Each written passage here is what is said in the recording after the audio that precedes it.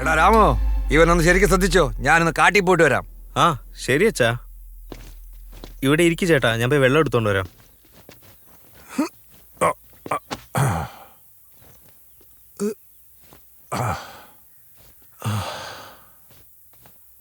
ദാ ചേട്ടാ.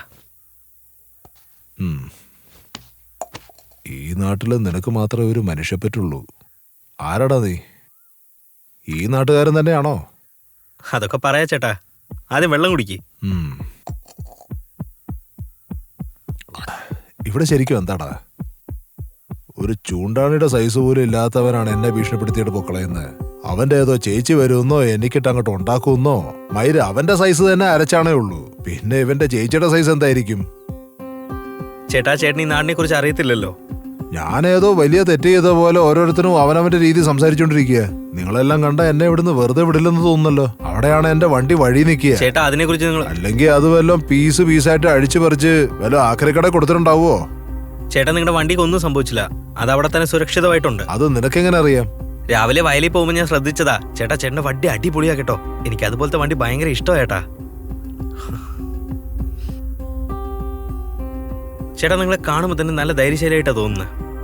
സിനിമയിലൊക്കെ ഹീറോസേ വില്ലന്മാരുടെ അടുത്ത് ധൈര്യമായിട്ട് സംസാരിക്കത്തില്ലേ? അതുപോലെയാ ചേട്ടാ നിങ്ങള്.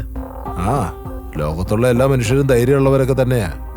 പക്ഷെ ഞാൻ ഒരിക്കലും അവർക്കുള്ളിൽ ഒളിഞ്ഞിരിക്കുന്ന ആ മൃഗത്തെ മാത്രം ഒരിക്കലും ഒരവസ്ഥയിലും ഞാൻ വിശ്വസിക്കില്ല. കാരണം അതാണ് മൊത്ത പ്രശ്നത്തിന്റെയും മൂല കാരണം. ഇപ്പൊ തന്റെ നാട്ടുകാരെ തന്നെ എടുത്തു നോക്ക്.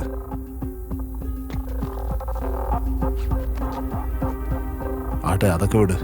കുറച്ചു മുമ്പ് വന്ന ഉണ്ടക്കിഴങ്ങനല്ലേ? ശരിക്കും ആരാ അവൻ? പിന്നെ എന്നെ ഇങ്ങോട്ട് കൊണ്ടുവന്നില്ലേ? അവനാരാ? എല്ലാരെ പറ്റി പറ. നിങ്ങളെ ഇങ്ങോട്ട് വിളിച്ചോണ്ട് വന്നത് എന്റെ അച്ഛനാണ്. അച്ഛന്റെ പേര് മല്ലി. മല്ലിയോ? ആളൊരു മല്ലനാണല്ലോ. പക്ഷെ നീ നിന്റെ അപ്പനെ പോലെ അല്ല കേട്ടോ. എന്താ ഫീലിങ്സ് ആണോ? നിന്റെ അപ്പം ബഹളം വെച്ചോണ്ട് പോയത് കണ്ടില്ലേ? ആരെങ്കിലും അങ്ങനെ ബഹളം വെക്കുവാണോ? ഇല്ലേട്ടാ. ശരി, അതൊക്കെ വിട്. ഈ നാടിന്റെ കഥയൊന്ന് പറഞ്ഞേ. അദ്ദേഹത്തിന്റെ പേര് കാളി. അദ്ദേഹമാണ് ഞങ്ങളുടെ ദൈവം. ദൈവോ? മയിര് കോപ്പ്.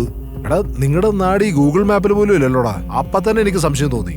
പിന്നെ ഇവിടെ വന്ന് നോക്കിയപ്പോ ഓരോരുത്തരും ഓരോ ടൈപ്പാണ് ശരിക്കും. ഞങ്ങളുടെ നാടിനെ കുറിച്ച് ഞങ്ങൾക്കല്ലാണ്ട് വേറെ ആർക്കും അറിയില്ലേട്ടാ. ഏകദേശം ഒരു 50ഓളം വീട്, 200 ജനങ്ങള്. ഞങ്ങളൊന്നും ഒരു ദിവസം പോലും ഈ മലയിൽ നിന്ന് താഴെ പോലും ഇറങ്ങി പോയിട്ടില്ല ഏട്ടാ. എന്തോരം കഷ്ടം വന്നാലും എന്തോരം അവസ്ഥയൊക്കെ മാറിയാലും ഞങ്ങളുടെ നാടിന് മുമ്പ് ഒരു കോട്ടയില്ലേ, അതിനെ പോയി നോക്കിക്കൊണ്ടിരിക്കും. ഈ ലോകം ഓരോ ദിവസമായിട്ട് മാറിക്കൊണ്ടിരിക്കും.